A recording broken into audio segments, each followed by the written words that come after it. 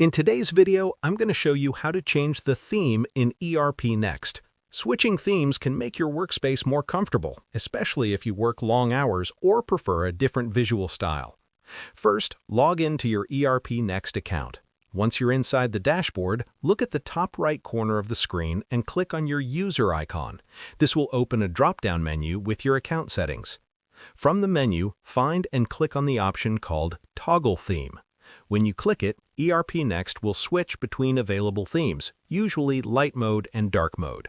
The light theme gives a clean and bright interface, while the dark theme is easier on the eyes and ideal for low-light environments. Choose the one that feels best for you. After selecting the theme, the change is applied instantly.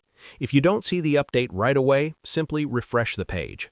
That's it. You've successfully changed the ERPNext theme in just a few clicks. If this quick guide helped you, don't forget to like the video, subscribe to the channel, and stay tuned for more ERPNext tutorials.